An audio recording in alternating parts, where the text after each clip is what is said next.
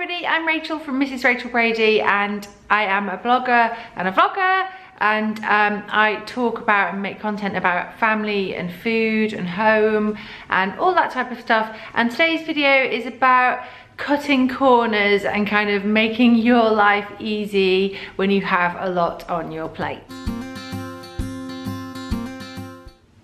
So guys, I am winging it today a bit with this video, but it ties in really well because I am living what I'm talking about, which is having a lot on your plate and kind of just doing it anyway. And as a busy mum of 3, and you guys mostly that watch are busy mums as well, sometimes we can think, oh, I can't do that course, or I can't possibly do that job or volunteering or whatever because I am too busy. So as much as we all want to make homemade bread and make every single meal from scratch and have time to sit and paint with our kids and read them a bedtime story and so on, when you take something new on, there is only so many hours in your week, and so something else has to give. And whilst I think all of those things are really, really important, today's video is just about the ways I have been thinking about how can I lighten my load without kind of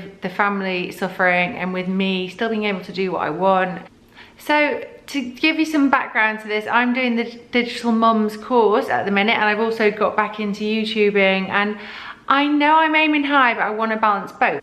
Number 1, don't make every single meal from scratch. I know it's a bit galling hearing a family food blogger say that, but you know what? For quite a while now, and certainly since Stanley's been here with us, I have been cutting down my own standards, like lowering my own standards, but in a way that is still perfectly okay. So what I would say is definitely, I'm a big meal planner. You guys know I have my chalkboard where I do my meal planning. We went to Ireland recently and my amazing auntie gave me this planner. And this planner actually has the dates and the days of the week, and you can have your meals on there. And what you can do on there is also put other things in, which is what I really like.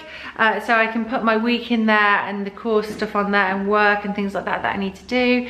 But what I would recommend is having at least one day a week where somebody else cooks. So for example, on Saturday night is now Adam is cooking night, and so I'm just going to make sure he knows you're cooking on Saturday, so make sure you've got what you need in for it, but also think ahead. So on Wednesday night, if your kids go to gymnastics, make sure you have like chicken nuggets or pizza or, you know, stuffed pasta or something in the fridge or freezer ready to go.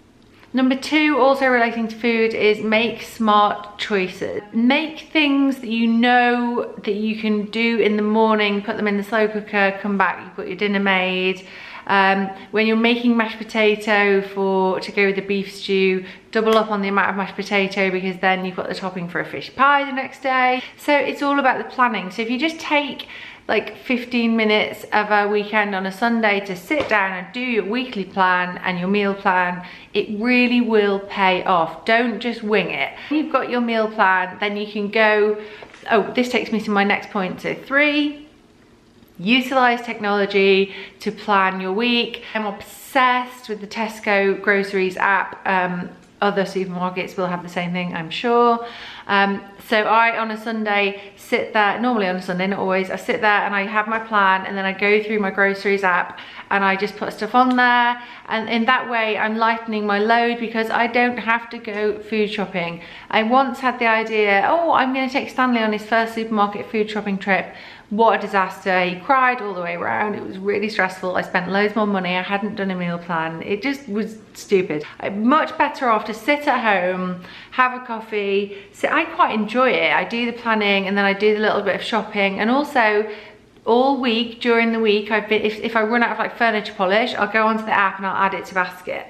But in terms of lightening your load, seriously, utilize the technology that's out there. I know we all want to support the high street and buy things from little bookshops and little gift shops and so on, but the Amazon app is an absolute lifesaver. The Amazon app, and maybe worth subscribing to Prime because they have the next day delivery. I mean, I have spent a lot of money with Amazon recently. Okay, they're not the most ethical companies in some people's eyes, but they are a lifesaver. Tip number 4, I think we're on 4, is to treat yourself to some domestic appliances that are going to save you time and effort. So I would say I fought off having a dishwasher for years, and then we actually ended up getting one, and I thought, how have I ever coped without this dishwasher? The same sort of goes with the microwave. I thought, do we need a new microwave when the old one broke? Do you know what? When I go to someone's house or a holiday cottage, went to an Airbnb recently, they didn't have a microwave. I thought, what do we do without a microwave? They're so good for heating up beans, for beans on toast. Do think about investing in a tumble dryer because it will save your life. Obviously, all these things are not great for the environment. Shopping at Amazon isn't great for, you know, different reasons. We can't be moral saviors all the time. So I've dusted off my pressure cooker. It's an Instant Pot. I will put a link below for the reason that I knew I'd be absolutely snowed for the next 6 months. And we made a beef stew yesterday. Took half an hour. It would normally be in the oven for like 2-3 hours. So it's just about being smart. Maybe you could get one of those soup makers where you boil the vegetables in it and then it blends it as well. So just have a think about all the devices and things that would make your life easier, and maybe treat yourself to them. So my next tip is a real obvious one, and it's get help. Like, get more help than you've got already. Even if you have help already, if you are snowed, get a little bit more help. So if you can't afford to have a cleaner or you know, a childminder or whatever, can you arrange with a friend? Maybe like come over, we'll do some it sounds ridiculous, but like we'll do some cleaning at my house, then we'll have a catch up, and then we'll do the same at your house next week. Could maybe one of your friends sit your toddler or have the kids after school while you catch up on things? Like, ask for help. It's okay. If someone asks me for help, I don't like cringe. If I can help them, I will. And equally, if you have got the pennies to spare, then I have get a cleaner, you know, no shame in that. Adam has just persuaded me, and I was a bit like, but actually I really do need the help right now. So I've got somebody coming around for a couple of hours once every 2 weeks. So even if it's not every week, it's going to be a help. I've got a paid childcare once a week. I've got my mother-in-law and my mom are helping out. It's about asking for help when you need it, okay? And there's no shame in that. Could the kids go into after school club once or twice a week? Could you maybe lighten your load by moving your kids onto school dinners from sandwiches? Just get more help than you currently have. My next tip is to lower your standards. So I have put some makeup on just because I knew I was going to film this, but I'm saying standards in terms of like how you look, in terms of how your house looks. My house is an absolute dive right now because I've been doing coursework all day, and now I'm doing this, and I'm also getting dinner ready and stuff like that.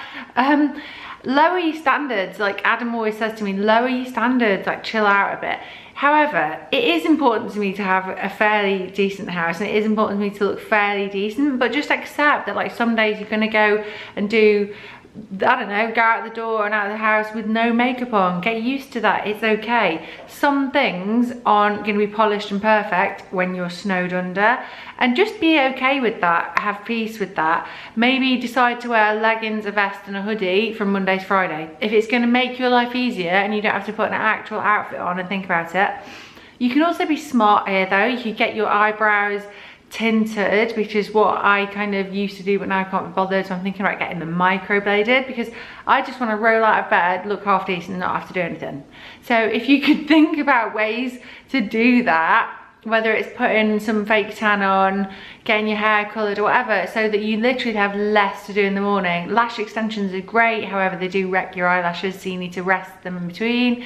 I really liked having them in because it meant I didn't have to put eye makeup on. Just like lower your standards. And in terms of the house and lowering your standards, like I'm not saying let it all go because I would find that stressful, but just be okay with the fact that it's going to be a bit untidy because you've got a lot on. And that is how it is. Next point that brings me on nicely is teamwork. So at the minute, I'm all about getting the kids to help.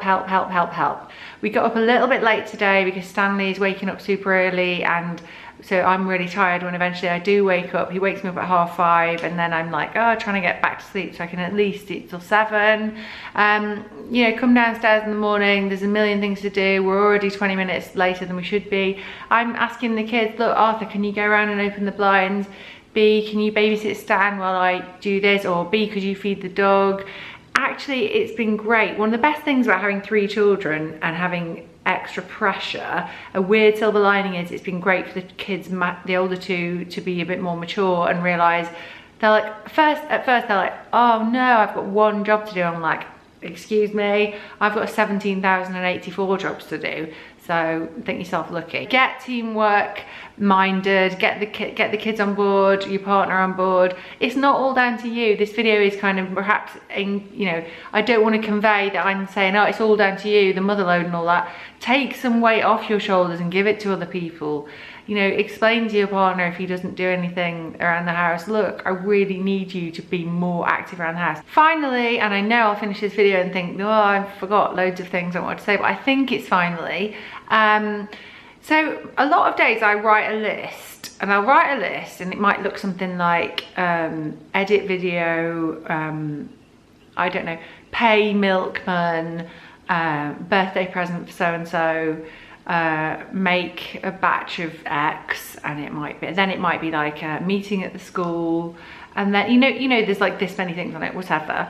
I look at that list and I try and take one thing off, and I just think, oh, there's too much there, there's too much there. On the days where I've tried to do all of the things, I've ended up exhausted, and then I'm snappy, and then I feel overwhelmed, and then I'm thinking, I can't do this. You can do things in life, but you need to accept that something has to give. So on that list, maybe even take 2 things off. So it really is the art of prioritizing, and I feel like I've got, the busier I get, the better I get at prioritizing. Could it wait till the weekend to buy that child a birthday present? Could you perhaps have a frozen pizza tonight and put off that batch making of a lasagna that you were going to do till tomorrow? Could you, you know, really think in terms of time, which one needs to be completed at the earliest date? Can I put that off? Can I delegate that? So guys, I really hope you don't think this video is the most ridiculous thing in the world, and like, I hope it's not patronizing or condescending. I just feel like this is my brain. I'm like brain farting on you right now. Sorry, that's gross. But I'm just like, this is my brain right now. How can I get through this 6 months and still be happy and still be fulfilled, and like do this course, but also do YouTube, because they're the plates that I'm spinning, and also obviously family and socializing and nice house. You know, it's hard when you take it on, but it's my turn, and I know Stanley is still really young, but I'm just feeling my mojo is coming back big time, so I want to just capitalize on that. So guys, if you enjoyed it, give it a thumbs up, and look out for some videos that relate to this, about kind of pressure cooker recipes and slow cooker recipes and things like that, and I will speak to you soon. Okay, it's good to be back. Bye for now.